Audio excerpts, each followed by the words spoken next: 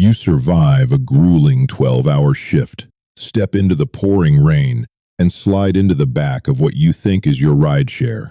Exhausted, you close your eyes, craving the safety of home.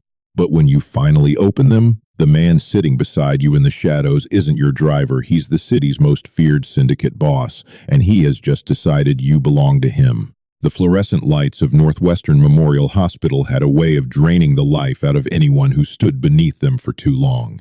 For Harper Quinn, an ER trauma nurse, that drain had been ongoing for exactly 12 hours and 43 minutes.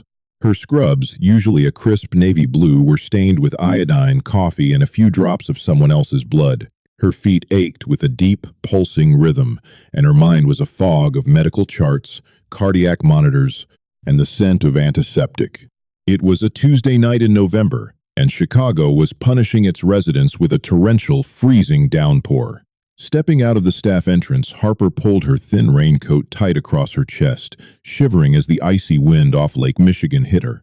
She pulled out her phone, squinting through the rain droplets on the screen. Her rideshare app showed her driver, a man named Greg, in a black Mercedes S-Class, was arriving in 1 minute. Finally, she muttered, her breath forming white plumes in the frigid air. A sleek, midnight black Mercedes-Benz S-Class glided to the curb, its heavily tinted windows reflecting the harsh amber glow of the streetlights. Harper didn't bother checking the license plate. Her brain had shut down the moment she clocked out. All she saw was the right car model and the promise of a heated seat. She yanked the heavy rear door open, tossed her canvas tote bag onto the floorboard, and practically collapsed onto the plush leather seats. Shutting the door against the howling wind, she let out a long, ragged sigh. "I swear, Greg, if you want a 5-star rating, please just turn the heat up and don't talk to me," Harper groaned, kicking off her damp sneakers and curling her knees to her chest. "Take me to the Lincoln Park Apartments and step on it. I just spent 12 hours trying to put a guy's spleen back inside his body, and I am entirely out of bedside manner." She closed her eyes, the exhaustion pulling her under instantly. She didn't notice that the interior of the car smelled of expensive cedarwood, aged leather, and gun oil. She didn't notice the absolute, suffocating silence. And she certainly didn't notice the man sitting less than 2 feet away from her in the pitch-black shadows of the opposite corner. Gabriel Rossi froze, the silver Zippo lighter in his hand halfway to the tip of a custom-rolled cigar.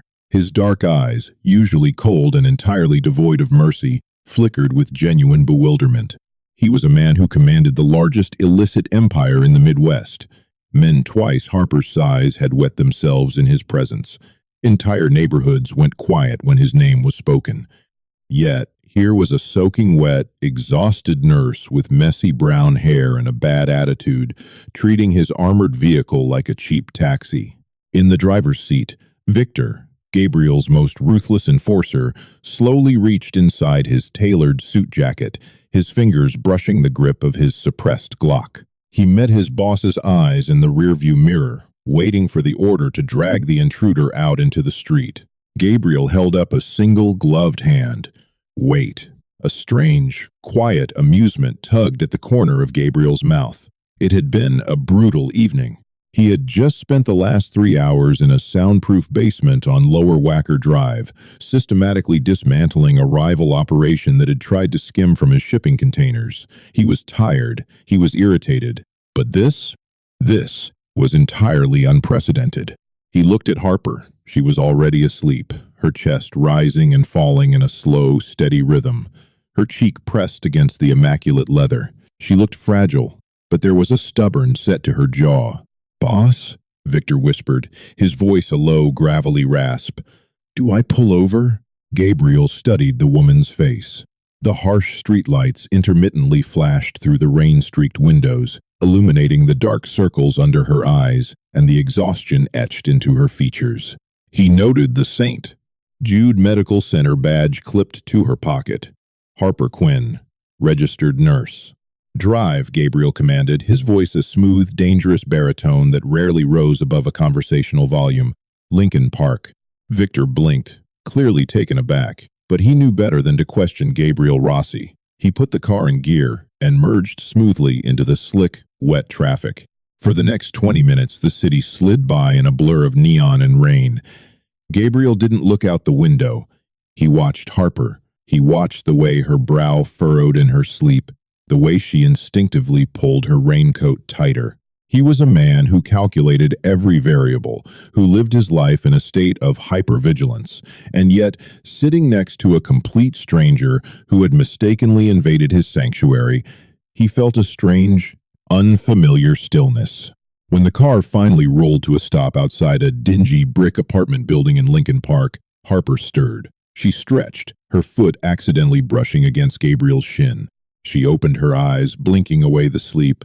"Thanks, Greg," she mumbled, reaching for the door handle. "You're welcome." The voice that answered her was deep, resonant, and entirely too smooth. Harper froze. Her blood ran cold. She turned her head slowly, her eyes adjusting to the darkness of the cabin. The man sitting next to her was not an older, friendly rideshare driver. He was dressed in a bespoke charcoal suit that screamed wealth. His face was all sharp angles and aristocratic lines, shadowed by a faint stubble. But it was his eyes that terrified her, dark, penetrating, and utterly lethal. Panic seized her throat. She looked frantically toward the front. The driver wasn't looking at a GPS. He was staring straight ahead, sitting with military posture, wearing a suit that looked like it concealed an arsenal. "Oh my God," Harper breathed, pressing her back against the door, her hand desperately fumbling for the handle. You're not my Uber." "No," Gabriel said calmly, leaning forward just enough so the ambient light caught his features. "I am not." I am so sorry," Harper stammered, her heart hammering against her ribs like a trapped bird. "I thought." The car was black, and the app said, Please, let me out." Gabriel didn't move. He just watched the sheer terror flood her eyes, and to his own surprise, he hated it. He didn't want her to fear him. Not like this. He reached across the seat. Harper flinched, preparing for the worst, but he merely pressed a button on the console. The child lock disengaged with a soft click. "Get some rest, Harper," Gabriel said quietly. She didn't wait to ask how he knew her name. She practically fell out of the car, grabbing her tote bag and sprinting through the rain toward her apartment building, never once looking back. Gabriel watched her until she disappeared behind the heavy glass doors of the lobby. "Do we need to handle her, boss?" Victor asked, his eyes tracking the building. She saw our faces. Gabriel slowly pulled a cigar from his silver case, his eyes still fixed on the empty doorway. "Find out everything there is to know about Harper Quinn," he murmured, striking the lighter. "Where she works, who she talks to, what she owes, everything." Victor nodded, putting the car into gear. "And then?" Gabriel exhaled a cloud of thick, fragrant smoke, a dark obsession taking root in his chest. "And then, Victor, we make sure she never takes a public rideshare again." 2 weeks had passed since the incident in the black Mercedes, and Harper had convinced herself it was nothing more than a fever dream brought on by extreme exhaustion. She had deleted her rideshare apps, opting instead to take the L train, no matter how tired she was. But strange things had begun to happen.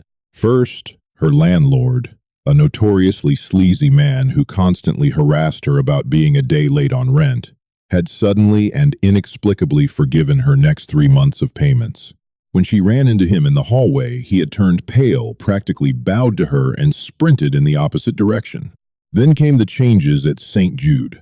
The hospital had been chronically underfunded, constantly lacking basic supplies. On a Thursday morning, the ER director announced that an anonymous donor had wiped out the hospital's operational debt and provided $3 million in new trauma equipment. Harper's co-worker and best friend Mia had joked that a guardian angel was watching over the city. Harper hadn't laughed. A cold knot of paranoia had settled in her stomach, a lingering scent of cedarwood and gun oil haunting her senses. Her fears were validated on a Friday evening. The ER had been relatively quiet until the double doors burst open. Paramedics rushed in, pushing a gurney slick with blood. The patient was a young man, early 20s, sporting elaborate neck tattoos and multiple gunshot wounds to the chest. Multiple GSWs, tachycardia, blood pressure is tanking, the lead paramedic shouted. Harper sprang into action, her training overriding her exhaustion. "Get him into Trauma Bay 1. We need O-negative blood. Stat." For an hour, Harper and the attending surgeon fought desperately to save the young man's life.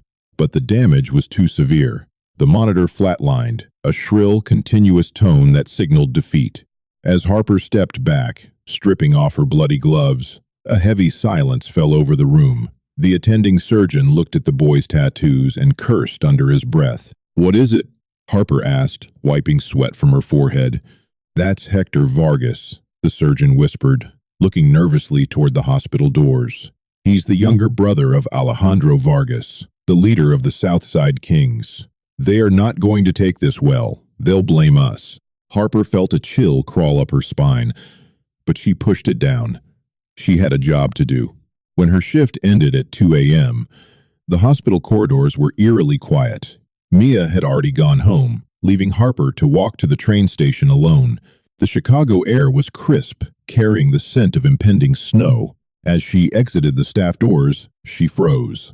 Parked in the exact same spot as 2 weeks ago, idling quietly in the darkness, was a midnight black Mercedes S-Class. Harper's breath hitched. She turned on her heel and began walking briskly in the opposite direction, heading toward the employee parking garage. She told herself it was a coincidence. Lots of people drove black Mercedes. But as she crossed the empty street, 2 black SUVs suddenly pulled out from an alley, cutting off her path. The doors slammed open, and 4 men stepped out.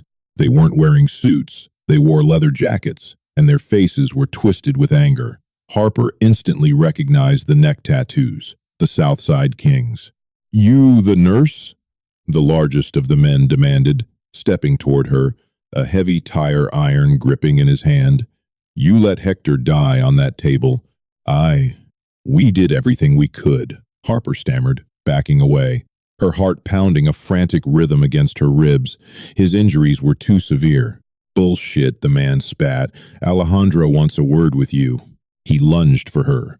Harper screamed, throwing her hands up to protect herself, bracing for the impact. It never came. A deafening crack echoed through the empty street. The man with the tire iron let out a choked gasp, dropping to his knees before collapsing face first onto the asphalt. The other 3 gang members froze, whipping around in panic. From the shadows of the hospital courtyard, a figure emerged. He walked with a terrifying, unhurried grace, the streetlights catching the sharp lines of his tailored suit and the smoking barrel of the handgun held casually at his side. Gabriel Rossi stepped into the light. "The lady," Gabriel said, his voice a lethal, vibrating calm, said she did everything she could. The remaining gang members recognized him instantly. The color drained from their faces. "Rossi," one of them breathed, stumbling backward. "This is King's business. You have no right." Gabriel didn't even blink. He raised his weapon and fired twice. 2 more men dropped instantly, grasping their shattered kneecaps, screaming in agony. The last man didn't hesitate. He turned and sprinted down the alley, abandoning his crew. Harper stood frozen in shock, her hands trembling violently. She looked from the bleeding men on the ground to the towering, immaculate figure approaching her. Gabriel slid the handgun back into his shoulder holster and stopped 3 feet away from her. His dark eyes swept over her, checking for injuries. "Are you hurt?" he asked, his tone softening imperceptibly. You shot them," Harper whispered, her voice shaking. "You just shot them." "They were going to put you in the trunk of a car, Harper," Gabriel replied coldly. "I merely provided a counter-argument." "How do you know my name?" she demanded, a desperate, angry tear escaping her eye. "Who are you? Why are you following me?" Gabriel took a step closer, towering over her. His scent, that intoxicating blend of cedar and danger, enveloped her, making her heart race for an entirely different reason. "My name is Gabriel Rossi," he said, his gaze locking onto hers, refusing to let her look away. "And I am not following you, Harper. I am guarding what belongs to me." "I don't belong to anyone," she fired back, stepping back, though her legs felt like jelly. Gabriel's lips curved into a dark, devastating smile. He reached out, his gloved thumb gently wiping the rogue tear from her cheek. The contrast of his violent actions and his gentle touch made Harper's mind spin. "You got into my car 2 weeks ago," Gabriel murmured, leaning in until his breath ghosted over her ear. "You made yourself my problem, and I do not share my problems with the Vargas cartel." Before she could process his words, Victor appeared from the shadows, stepping silently behind her. "The police are on their way, boss," Victor stated. Gabriel looked down at Harper, his eyes hardening into twin pools of obsidian. "You can't go back to your apartment. The Vargas crew will have men waiting there by morning. You're a target now." I can call the cops," she said, though she knew how naive it sounded in a city run by men like him. "The cops work for me," Gabriel stated simply. "And the ones who don't work for Alejandro Vargas. If you stay out here, you will be dead before sunrise." He gestured toward the idling Mercedes. "Get in." "I'm not getting in a car with a murderer," Harper defied, even as her survival instincts screamed at her to run to the safety of his armored vehicle. Gabriel stepped fully into her space, his imposing frame blocking out the rest of the world. He wasn't asking anymore. "You have two choices, nurse," Gabriel said softly, the lethal promise in his voice sending shivers down her spine. "You can walk away, and I will let the cartel have you. Or you can get in the car, and I will burn this city to the ground before I let anyone touch a hair on your head." Harper looked at the bleeding men on the ground, then up at Gabriel's unrelenting gaze. He was a monster, a demon wrapped in expensive wool and silk. But looking into his eyes, she realized the most terrifying truth of all. He was a monster who was obsessed with keeping her alive. With trembling hands, she walked past him and pulled open the door of the black Mercedes. The midnight black Mercedes tore through the rain-slicked streets of Chicago, entirely bypassing the modest neighborhoods of Lincoln Park and heading straight toward the affluent, glittering heart of downtown. Harper sat rigidly in the back seat, her canvas medical tote clutched to her chest like a fragile shield. Beside her, Gabriel Rossi exuded a terrifying tranquility. He was silently typing a message on a sleek, heavily encrypted satellite phone, his expression completely unreadable in the dim cabin light. The vehicle smoothly descended into an exclusive subterranean parking structure beneath the St. Regis Chicago, a towering skyscraper of undulating glass and steel that dominated the city skyline. Concrete pillars and bright halogen lights flashed past until Victor brought the car to a halt in a private, barricaded VIP sector. Two men in dark suits, armed with visible shoulder holsters, stepped forward, nodding respectfully as Gabriel opened his door. "Out," Gabriel commanded softly, offering a hand. Harper ignored his hand, scrambling out of the opposite door. Her scrubs were still damp, and she felt entirely out of place in the pristine, clinical perfection of the billionaire's garage. "You cannot kidnap me," she stated, trying to keep her voice steady, though it wavered, betraying her terror. "I have shifts. I have a life. People will notice I am missing." Gabriel merely adjusted the cuffs of his bespoke charcoal suit, the faint gleam of a Patek Philippe watch catching the overhead lights. "Your hospital administrator, Dr. Harrison Hayes, has already received an email from your account stating you have a family emergency in Ohio and will be taking a 3-week leave of absence. Your rent is paid. Your cat is currently being fed by my associate Dominic, who has strict instructions regarding premium wet food." Harper's jaw dropped. "You broke into my email? You sent men to my apartment?" "I secured your life, Harper," Gabriel replied, his tone devoid of apology. He gestured toward a private elevator. "Alejandro Vargas is not a reasonable man. He rules the Southside Kings through sheer, unadulterated brutality. Hector was his favorite brother. In Alejandro's mind, a life demands a life. You were the attending nurse. That makes you the target." "But I did not kill him," she yelled, her frustration boiling over. His heart gave out from massive trauma. "It is basic anatomy, not a conspiracy." Gabriel stopped, turning to face her. The sheer intensity in his dark obsidian eyes made her breath hitch. He stepped into her personal space. The intoxicating scent of cedarwood, expensive tobacco, and raw danger washing over her. "I know you didn't kill him, Tesoro," he murmured, his voice a low rumble that vibrated through the quiet garage. "But Alejandro does not care about medical facts. He cares about vengeance. And I care about you. Therefore, Alejandro has a very significant problem." He gently placed a hand on the small of her back, guiding her into the private elevator. The doors slid shut, sealing them inside a mirrored, mahogany-paneled box. The biometric scanner glowed green as Gabriel pressed his thumb to the panel. They shot upward, ascending 90 floors in absolute silence. When the doors opened, Harper stepped into a sprawling penthouse that belonged in a luxury architectural magazine. Floor-to-ceiling windows offered a breathtaking panoramic view of Lake Michigan and the sprawling, glittering grid of Chicago. The interior was sleek and minimalist, decorated in dark tones, imported Italian leather, and brushed steel. It felt cold. It felt like a fortress. "Victor will show you to your quarters," Gabriel said, moving toward a massive mahogany wet bar and pouring 2 fingers of Macallan 1 8-year scotch into a crystal tumbler. "Do not attempt to use the landlines. The windows are bulletproof. The doors require my biometric clearance to open from the inside." "So, I am your prisoner," Harper said bitterly, dropping her bag onto a pristine white sofa. Gabriel paused, the glass halfway to his lips. He looked at her over his shoulder, his gaze heavy and complex. "You are my guest, my very protected, very alive guest. We will uncover who actually murdered Hector Vargas, and when it is safe, you may leave, if you still wish to." Harper frowned, confusion piercing through her anger. "What do you mean, actually murdered? I told you he died of his gunshot wounds." Gabriel took a slow sip of his scotch, setting the glass down with a soft clink. "My syndicate operates on information, Harper. Hector Vargas was shot, yes, but the bullets missed his major arteries. He was stabilizing in the ambulance.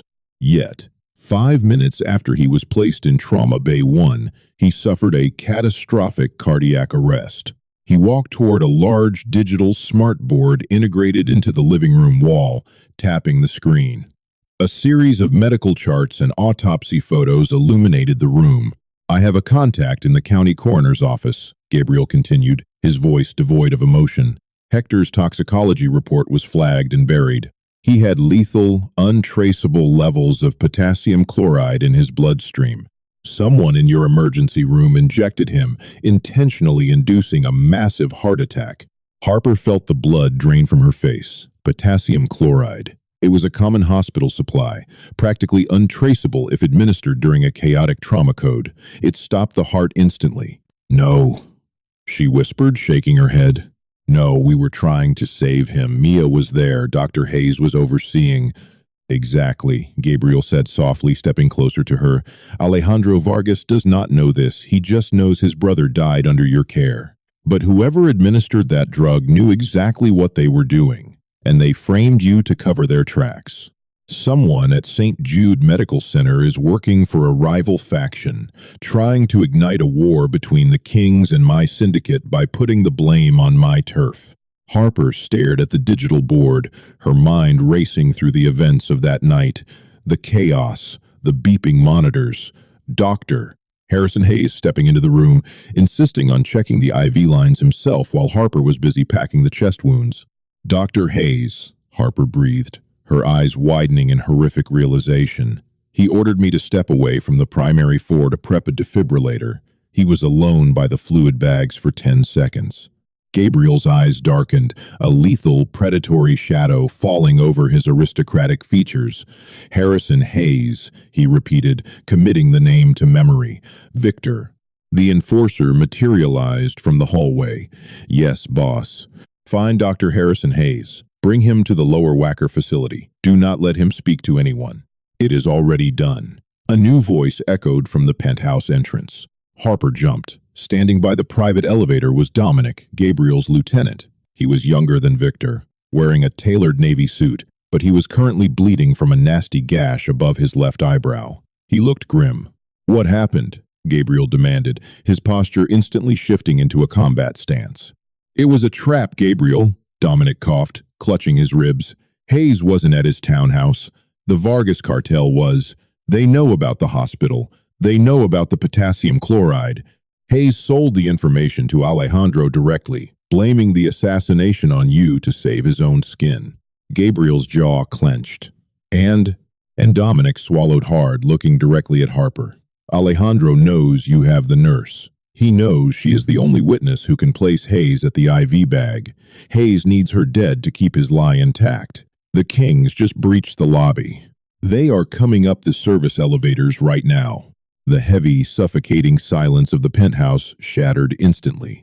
Sirens began to wail in the distance, echoing off the Chicago skyscrapers. But inside the luxury suite, the tension was visceral.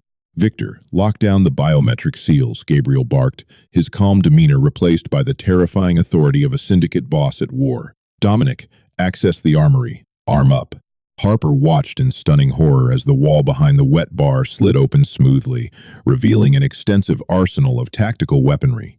Gabriel moved with lethal efficiency, shedding his expensive suit jacket. He pulled a customized suppressed submachine gun from the rack, checking the magazine with a sharp, metallic clack before tossing a heavy ballistic vest to Victor. "What is happening?" Harper demanded, her voice shrill. "You said this place was secure." "It is," Gabriel said coldly, loading a spare magazine into his belt. "But Alejandro has numbers, and Hayes gave them the building bypass codes. They are coming to kill you, Harper, and I am not going to let that happen." He strode across the room, grabbing her by the shoulders. His touch was firm, grounding her spiraling panic. "Listen to me," he commanded, his dark eyes locking onto hers. "Behind the kitchen there is a steel-reinforced panic room. You go inside. You do not come out until you hear my voice. Do you understand?" "Gabriel, they will kill you," she cried, surprising herself with the raw desperation in her voice. He was a criminal, but he was standing between her and certain death. "I am a very difficult man to kill." Gabriel smirked darkly, a brief, dangerous flash of arrogance in his eyes. He leaned down, pressing a hard kiss to her forehead. "Hide. Now." Before Harper could argue, Victor shoved her toward the kitchen just as the heavy, reinforced mahogany doors of the penthouse exploded inward. The sound was deafening. Splinters of expensive wood and drywall showered the entryway as half a dozen heavily armed men wearing tactical gear and Southside Kings tattoos flooded into the apartment. Hell erupted in the penthouse. Gabriel and Dominic opened fire simultaneously. The staccato crack of suppressed gunfire tore through the luxurious living space. Vases shattered, the smartboard exploded, and the pristine leather sofa was shredded by returning automatic fire.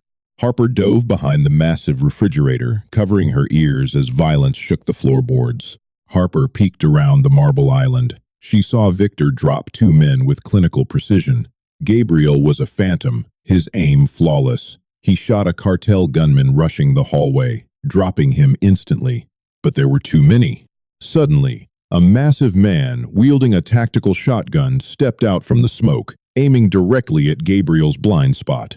"Gabriel! Behind you!" Harper screamed, completely abandoning her cover. Gabriel twisted, but he was a fraction of a second too late. The shotgun roared. The blast caught Gabriel in the side, spinning him violently. He collapsed onto the shattered glass of a coffee table with a choked grunt, his weapon clattering away. "Boss!" Victor roared, stepping into the open and unleashing a relentless hail of bullets, forcing the remaining cartel members to retreat. "The elevators are jammed!" Dominic shouted, slamming a fresh magazine into his weapon. "They are regrouping in the stairwell. We have maybe 3 minutes." Harper sprinted out from behind the kitchen island, dropping to her knees, sliding through glass to reach Gabriel. He was breathing heavily, his white shirt rapidly turning a deep, terrifying crimson just beneath his ribs. "I told you to hide," Gabriel hissed through gritted teeth, coughing. "Shut up and let me work," Harper snapped. She ripped his ruined shirt open. It was a grazing shotgun blast. An artery was nicked. He was bleeding very fast. "Victor, get my medical tote. Right now." Victor threw her the bag. She ripped it open, saving the life of her ruthless, handsome mafia boss without a second to spare. Did this thrilling mafia romance capture your heart and keep you on the edge of your seat? The dangerous world of Gabriel Rossi and Harper Quinn is just beginning. If you loved this intense story of unexpected obsession, perilous twists, and undeniable chemistry, please hit that like button, share this video with your fellow romance drama lovers, and subscribe to our channel for more breathtaking tales. Do not forget to ring the notification bell so you never miss an update.